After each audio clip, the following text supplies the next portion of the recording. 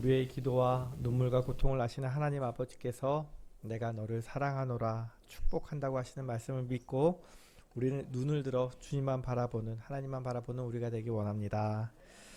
오늘 우리에게 주신 하나님의 말씀은 갈라디아서 5장 22절과 23절 말씀입니다.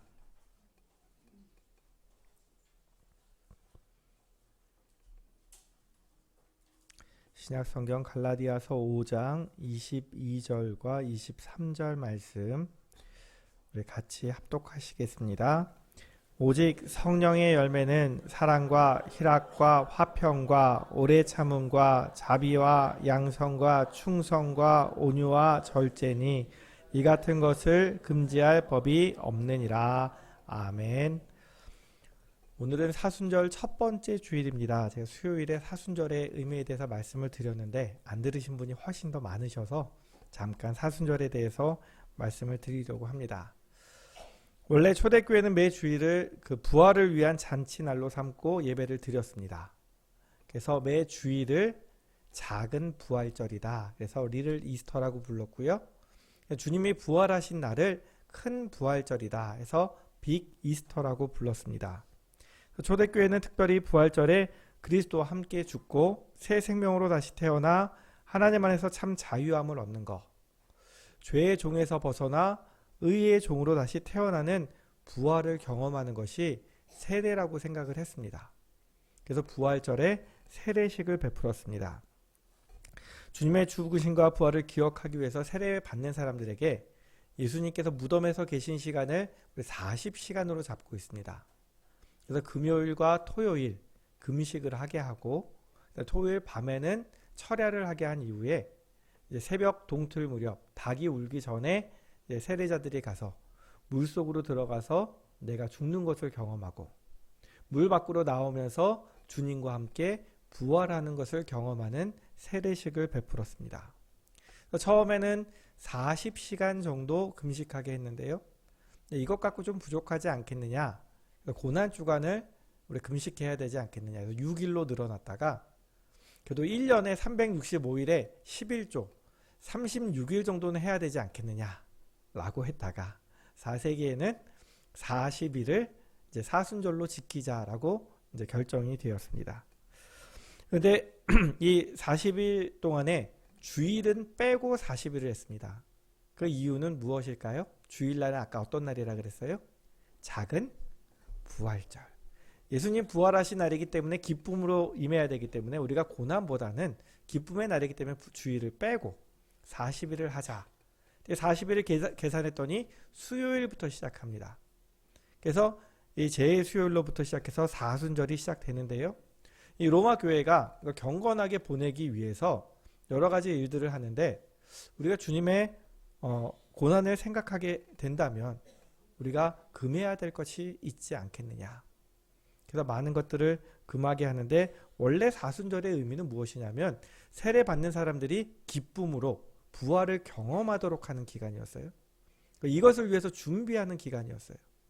근데 로마 교회가 어느 날 국교화가 됩니다. 모든 사람들이 다 예수를 믿어야 돼요. 처음에는 성인 세례가 있지만 우리가 아이들이 태어나면 무슨 세례를 줍니까? 유아 세례. 유아 세례 받은 사람은 다시 세례를 받지 않고 입교식만 합니다. 그러다 보니까 성인 세례 받는 사람이 없어졌어요.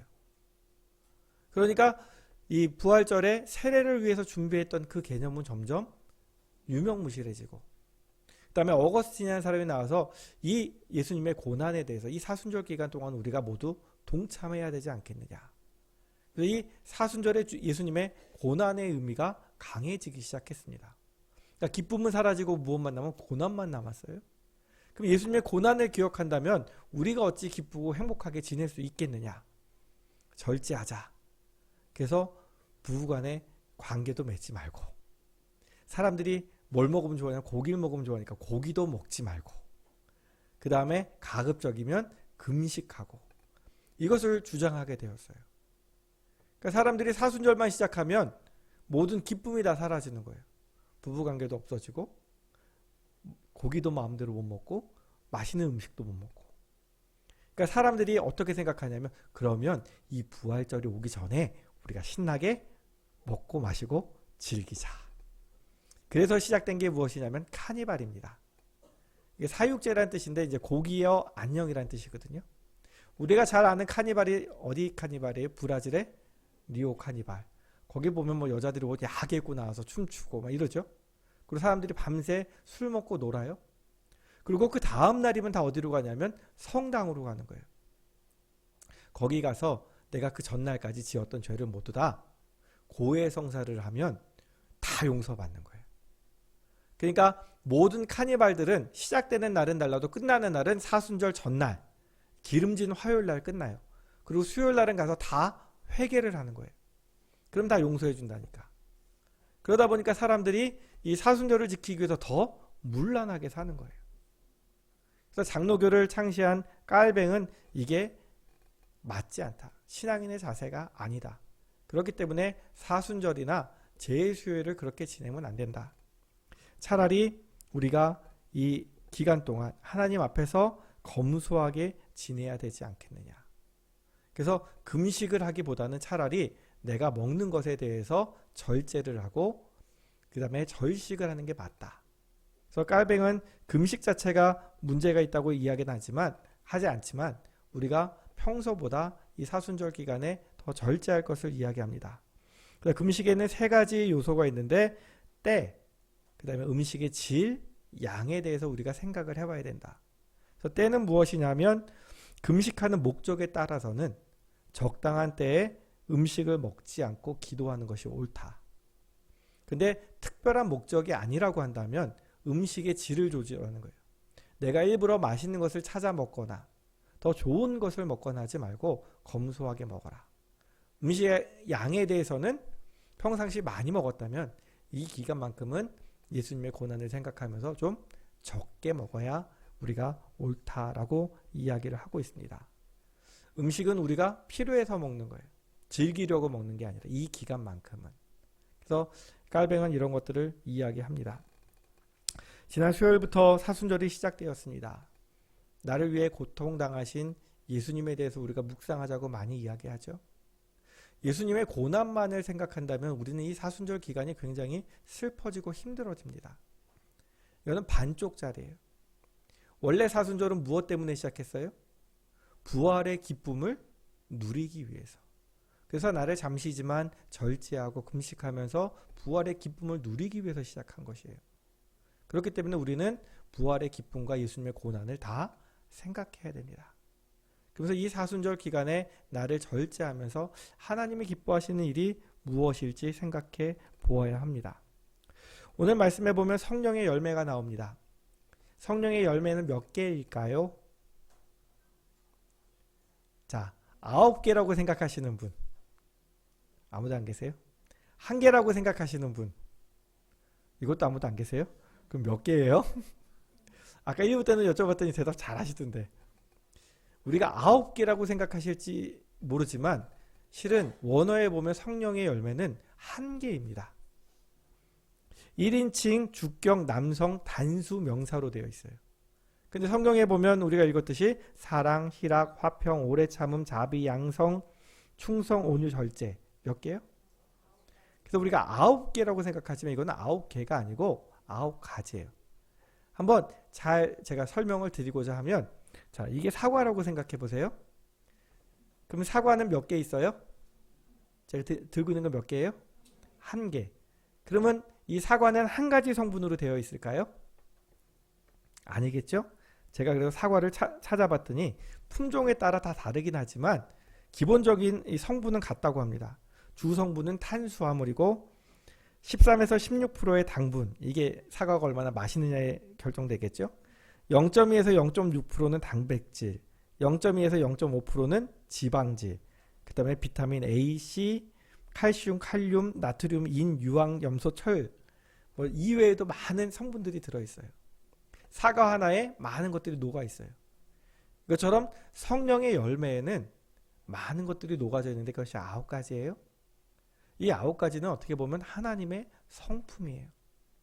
이 하나님의 성품이 녹아져 있는 것이 성령의 열매입니다. 이 하나님의 성품 중에 이 사순절을 맞이해서 첫 번째로 우리가 훈련해야 될 성품이 무엇인가 라고 했을 때 오늘 절제에 대해서 이야기를 해보려고 합니다. 절제란 사전적으로 정도에 넘지 아니하도록 알맞게 조절하여 제한함. 그러니까 도를 넘지 않도록 조절하는 거예요. 이게 절제예요. 근데 지난번에 제가 좋은 나무 성품학교 말씀드렸듯이 우리 아이들이 유치원 때 그걸 배웠거든요. 성품 교육을 했거든요. 그래서 제가 책을 찾아보니까 거기 보니까 절제를 이렇게 정의합니다. 내가 하고 싶은 대로 하지 않고 꼭 해야 할 일을 하는 것.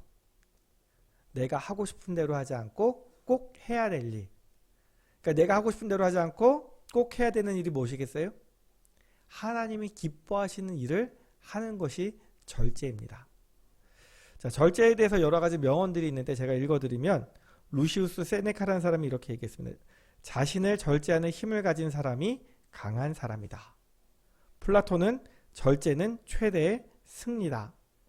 프란시스 까를레즈는 절제는 단 한 번에 이루어지지 않고 꾸준한 노력에 의해서만 가능하다.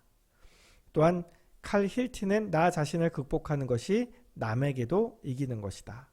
오스카 와일드는 자기 자신을 자제하는 사람은 그가 즐거움을 찾아낼 수 있는 만큼 쉽게 슬픔을 이겨낼 수 있다.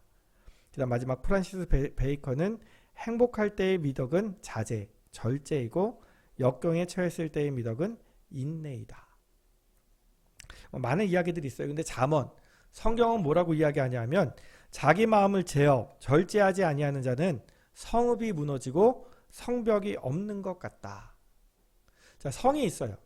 내가 그 안에 거해요? 자, 성벽이 무너졌어요. 그 성읍도 무너졌어요. 그럼 누가 쳐들어오면 어떻게 될까요? 쉽게 함락되겠죠.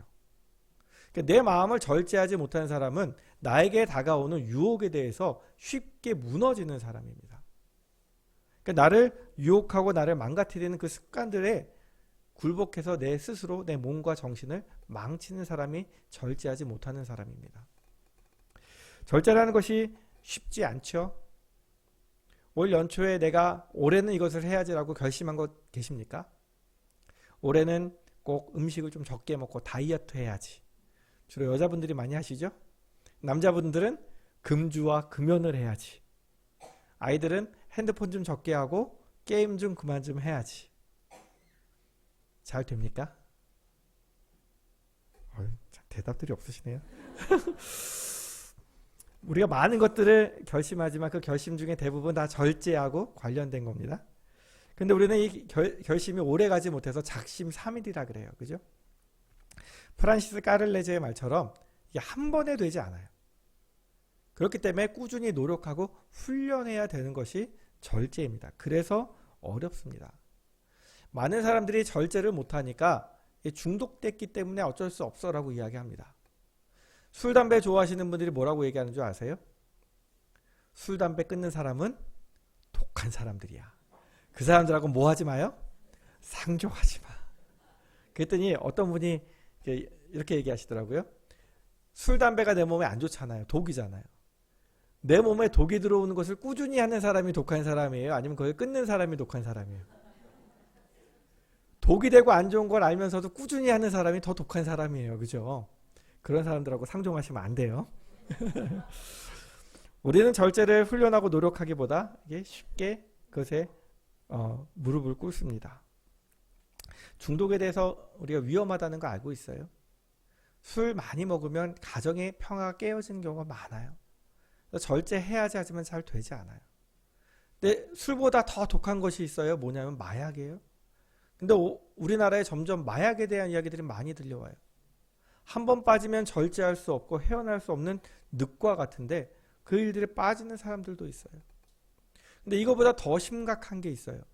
2024년 트렌드 중에 한 단어가 무엇이냐면 도파민이라는 단어예요. 도파민이라는 말을 들어보신 분 계십니까? 고개를 끄덕이신 분들은 젊으신 분들이에요. 도파민, 우리에게 즐거움과 행복감을 느끼게 해주는 그 신경물질이 도파민이에요. 이거 자체는 나쁜 게 아니에요. 이 도파민을 파밍한다. 내가 찾는다. 내가 이것을 가지려고 한다. 이런 뜻이 합쳐진 것이 도파민이에요. 그래서 스탠포드 대학의 의과대학 중독치료센터 소장인 애나 램킨 교수가 자기가 도파미네이션이라는 책을 썼는데 거기서 자극에 노출된 인간은 점점 큰 자극, 이것을 쫓는 현상을 도파민 중독이다. 이렇게 얘기합니다. 여러분들 도파민 중독에 빠지셨습니까? 이것에 빠진 사람들은요, 점점 더 짧고 쉽고 재밌고 큰 자극을 찾습니다. 그래서 요즘 젊은 사람들이 예전에 유튜브를 많이 봤다면 요새는 유튜브 중에서도 쇼츠를 많이 봐요. 그래서 쇼츠, 릴스, 그 다음에 틱톡, 인스타 이런 거 보면 다 짧은 영상들이거든요. 지하철 타면 아이들이 전부 다 핸드폰 보고 있어요. 핸드폰으로 책 읽는 애들은 별로 없어요. 다 영상 보고 있어요. 근데 그 영상이 굉장히 짧고 강렬한 영상들이에요. 그러니까 이것에 점점 빠져드는 거예요. 이게 도파민 중독이에요. 아이들만 그런가요? 제가 앞에 교회 있을 때 교육하다 보면 새벽 예배 잘 나오시던 권사님들이 어느 날 안 나와요. 권사님 요새 새벽 예배 안 보이세요? 그러면 목사님 요새 유튜브가 너무 재밌어요. 특히 정치 선거하거나 이런 철이 되면 자기 성향에 맞는 유튜브를 보다 보면 이게 알고리즘으로 계속 떠요. 그러니까 계속 보다 보면 새벽 2시, 3시까지 본다는 거예요. 그러고 잠들면 나올 수가 없다는 거예요. 여러분들도 마찬가지죠. 내가 좋아하는 거 보다 보면 그것에 빠져들게 되어 있습니다. 이게 바로 도파민 중독입니다. 여러분들이 도파민 중독인지 핸드폰 중독인지 이 시간 한번 테스트를 해볼 테니까 몇 개나 해당되는지 한번 테스트 해보세요. 10가지 읽어드리겠습니다. 첫 번째, 스마트폰이 없으면 손이 떨리고 불안하다. 손이 떨릴 정도면 굉장히 심각한 거죠. 두 번째, 스마트폰을 잃어버리면 친구를 잃은 느낌이다. 세 번째, 하루에 스마트폰을 2시간 이상 쓴다. 네 번째, 스마트폰에 설치한 앱이 30개가 넘고 대부분 사용한다. 다섯 번째, 화장실에 스마트폰을 가지고 간다. 여섯 번째, 스마트폰 키패드가 이제 컴퓨터 자판 칠 때 쓰는 것처럼 쿼티 자판 키패드다. 일곱 번째, 스마트폰 글자 쓰는 속도가 남들보다 빠르다. 여덟 번째, 밥을 먹다가 스마트폰 소리가 들리면 즉시 달려간다. 아홉 번째, 스마트폰이 보물 1호다. 열 번째, 스마트폰을 쇼핑한 적이 2회 이상 있다. 누구한테 물어볼까요? 탁집사님 몇 개나 해당되세요? 아침에 1부터 이창영 집사님 여쭤봤더니 5개라 그러셨거든요. 저도 5개입니다. 한두 개이신 분들은 건강하신 분들, 그 다음에 3, 4개이신 분들은 약간 위험하신 분들, 5개에서 7개면 이 중독이 의심되는 분들, 8개 이상이면 확실하게 중독된 분들. 요즘 며칠 전에 뉴스를 봤더니 요즘 젊은이들이 이 도파민 중독에서 벗어나고 싶어서 도파민 디톡스를 한대요. 그래서 일부러 핸드폰을 꺼놓거나 멀리 두고 책을 읽거나 명상을 한대요. 이걸 하다 보니까 애들이 빠져서 난독증에 빠지기도 하고, 사람들이 말을 하거나 책을 읽어도 집중이 안 되는 거예요. 그래서 자기들이 이거 벗어나기 위해서 도파민 디톡스를 하고, 강남에 있는 북카페 같은 경우는 들어가면서 핸드폰 감옥이 있대요. 일정 시간 동안 한번 집어넣으면 꺼내지 못하는 핸드폰 감옥에다 핸드폰을 맡기고 북카페에 입장을 하는 거예요. 내가 이 쾌락을 쫓는 것을 절제하겠다. 이런 걸 하거든요. 우리가 절제해야 될 것들이 참 많이 있습니다. 음식이나 스마트폰뿐만 아니라 돈을 사용하는 일도 마찬가지입니다. 우리가 씀씀이가 커지다 보면 어느 날 수입이 줄어도 씀씀이가 줄어들지 않습니다. 예전에 같이 사역하시던 분 중에 혼자 사시던 분인데 이분이 씀씀이가 너무 커져버린 거예요. 그러니까 처음에는 자기가 버는 것보다 더 써야 되니까 작은 돈들을 빌리기 시작하죠. 근데 이러다 보면 갚을 능력은 없고 점점 하다 보니까 무엇이 늘어가요? 빚이 늘어가요. 그러니까 이 사람 저 사람에게 여러 사람에게 빌리기 시작하는 거예요. 근데 갚을게 그래서 이 사람한테 꿔서 이 사람한테 갚고 또 쓰고 계속 빚이 커져가는 거예요. 근데 결국은 이것이 문제가 돼서 나중에 사역도 그만두시게 되었어요. 근데 내가 정말 어려워서 돈이 꼭 필요해서 써야 될 일이 있는데 없을 때는 빌려줘야죠. 그렇죠? 근데 우리 그리스도인들이 되게 착해서 남들 어려운 거 보면 마음이 약해서 돈 잘 빌려줍니다. 근데 간혹가다 이런 것들 이용해 먹는 사람들이 있어요. 갚을 생각이 전혀 없는데 갚는다고 그러고 돈 빌려가요.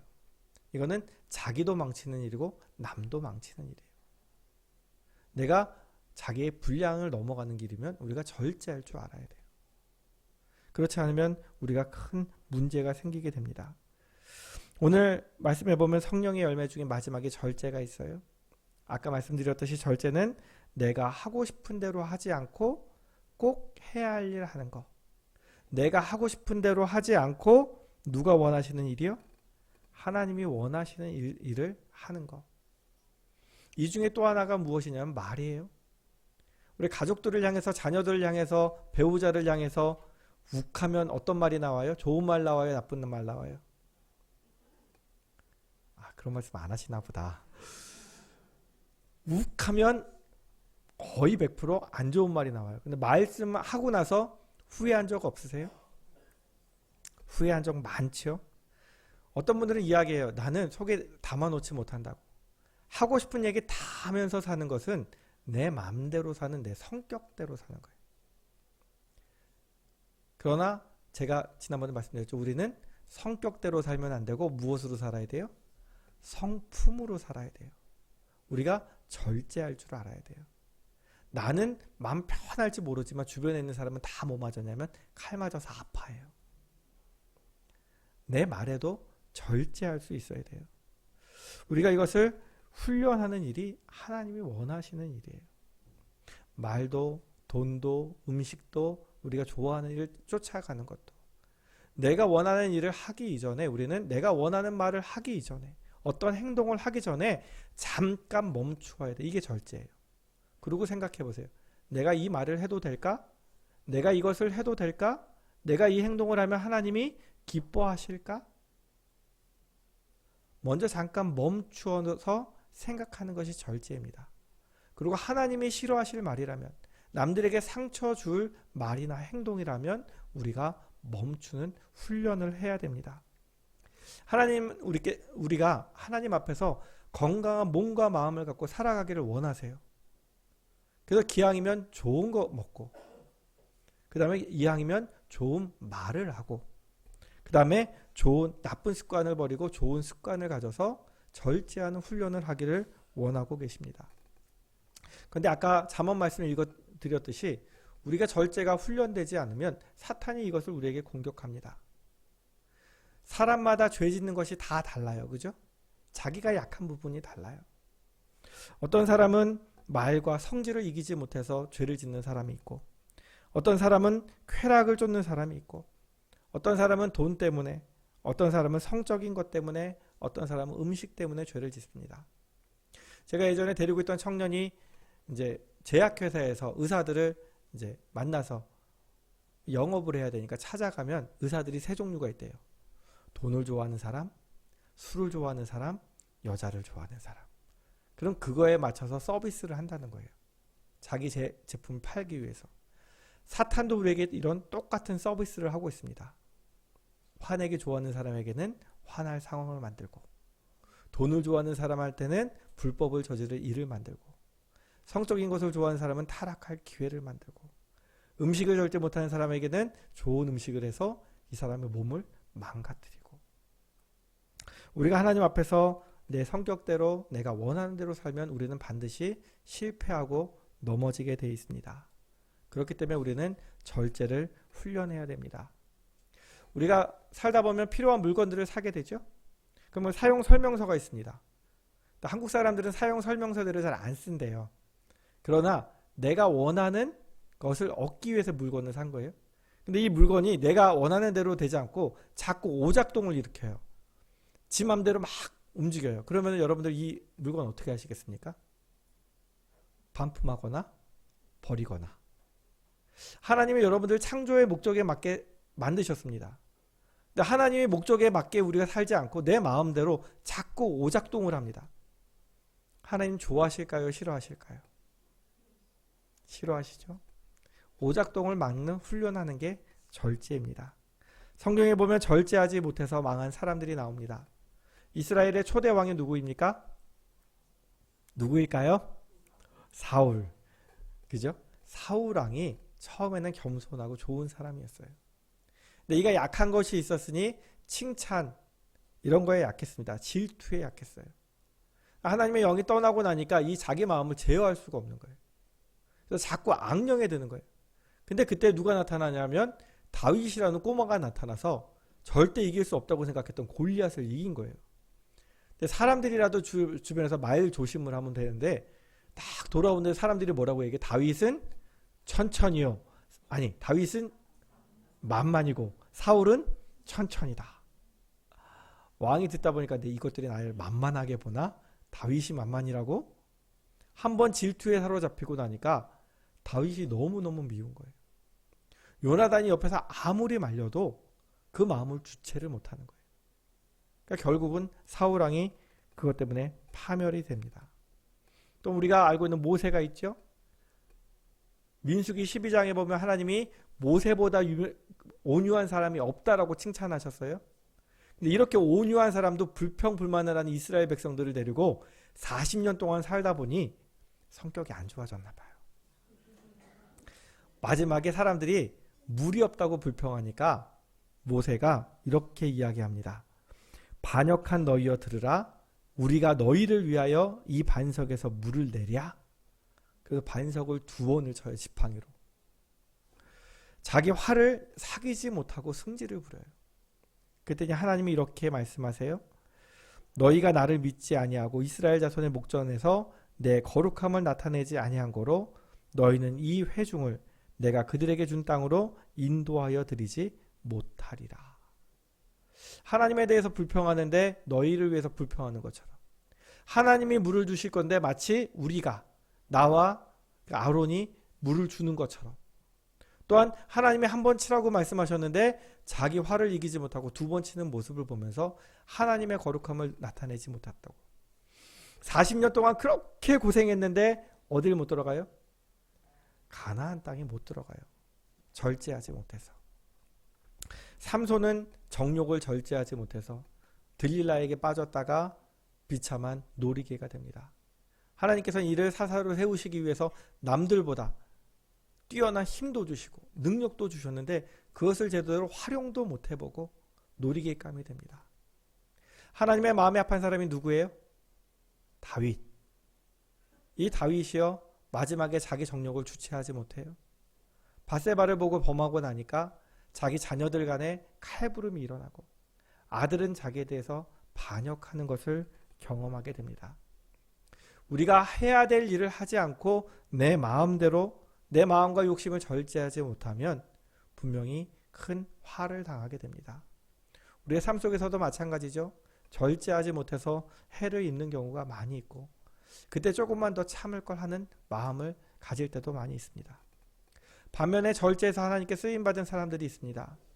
어린 요셉이 혈기왕성한 나이에 보디발의 부인 정도 되려 그러면 굉장히 이뻤을 것 같죠? 근데 그 이쁜 여주인이 꼬시는데 정욕을 절제하고 이것은 누구 앞에서 죄예요? 하나님 앞에 죄니까 나는 이 마음을 절제하겠다. 그것 때문에 죄인이 되긴 하지만 하나님께서 요셉을 사용해서 많은 사람을 살리는 일에 사용하십니다. 다니엘은 한창 자랄 나이에 10대에 끌려가서 포로로 끌려갔어요. 맛있고 좋은 음식 얼마나 먹고 싶겠어요. 그것을 앞에 차려줘요. 얼마든지 먹어도 괜찮아요. 그런데 하나님 앞에서 내가 우상에게 드려진 음식을 먹지 않겠다라고 결단하고 물과 채소만 먹어요. 그랬더니 하나님이 다니엘을 사용하셔서 시대와 정권이 바뀌어도 총리로 일하도록 만드시는 거예요. 그리고 제가 수요일날 말씀드렸지만 세례 요한 딱 나타났을 때 사람들이 환호합니다. 왜냐하면 제사장 가문에서 왔어요. 이 사람이 선지자예요. 또 어떤 사람들이 생각하기를 제사장 가문에서 메시아가 날 수도 있다고 생각했어요. 세례 요한이 선지자나 메시아가 아닌가 하면서 많은 인기를 끕니다. 근데 세례 요한은 인기를 원한 것이 아니었어요. 사람들의 인정을 원한 것이 아니었어요. 내가 하나님 앞에서 예수 그리스도의 길을 준비하는 자로 만족했어요. 또 무엇보다도 우리 주님은 어떻게 하셨어요? 우리를 위해서 40일 금식하시고 얼마나 배가 고프시겠어요. 돌이 빵 모양으로 생겼어요. 색깔도 비슷해요. 빵 만들어서 먹어라. 나를 위해서 그것을 하지 않으세요. 앞으로 사역을 해야 돼요. 사람들이 많이 쫓아오고 인기를 끌면 좋지요. 성전에서 뛰어내려라. 나는 인기를 원하지 않아. 그럼 내 앞에 한 번만 절해. 모든 권력을 다 줄게. 나는 권력이 필요한 것이 아니야. 세상의 모든 유혹 앞에서 이 세상에 오신 목적을 기억하셨어요. 누구를 위해서요? 나와 여러분들. 우리를 위해서 이 땅에 오셨기 때문에 우리를 구원하시는 것이 목표였기 때문에 주님께서 만약 자기가 원하는 일을 하기 원하셨다면, 인기를 끌기 원하셨다면, 권력을 갖기 원하셨다면 이 땅에 오시지 않으셨을 거예요. 우리를 위해 오신 목적을 분명하게 아시기 때문에 그 모든 유혹과 욕심에서 끊어내시고 우리에게 그것을 이기는 모습을 보여주셨습니다. 우리는 이 사순절 기간 우리를 위해 오신 주님을 바라보면서 유혹과 세상의 욕심에서 우리 자신을 훈련하는, 절제를 훈련하는 그런 기간이 되기 원합니다. 남들에게 보여주기 위한 경건이 아니라 하나님이 기뻐하실 일을 하기 위해서 나 자신을 스스로 절제하고 하나님의 뜻을 따라가는 자가 되기 원합니다. 욕심에 따라 유혹에 따라가는 삶은 분명히 후회와 슬픔이 있습니다. 그러나 주님의 성품을 배워가며 주님을 따라가는 삶은 하나님께서 승리와 칭찬을 해주시는 줄 믿습니다. 사순절이 처음 말씀드렸던 것처럼 세례 지원자들이 부활의 기쁨을 누리기 위해서 마지막 단계로 하는 그 시간이 바로 사순절의 시작이었습니다. 우리가 주님의 기쁨에 함께 동참하기 위해서 우리가 금식도 하고 또한 절식도 하고 나 자신을 절제할 수 있는 그런 기간이 되기 원합니다. 사순절과 세례는 무엇보다 먼저 욕심을 따라 살아가는 우리의 옛사람이 죽지 않으면 그리스도와 함께 새로운 삶으로 나아갈 수 없다는 것을 가르쳐 줍니다. 우리를 위해 죽음에서 일어나신 예수 그리스도와 함께 먼저 죽어야 예수 그리스도와 함께 부활할 수 있음을 기억하시고 나를 유혹하는 세상의 욕심에 따라 살아가는 것이 아니라 꼭 내가 해야 되는 일, 하나님이 기뻐하시는 일을 하기 위해 절제를 훈련하며 하나님의 성품, 예수님의 성품을 닮아가는 우리가 되기 원합니다. 기도하시겠습니다.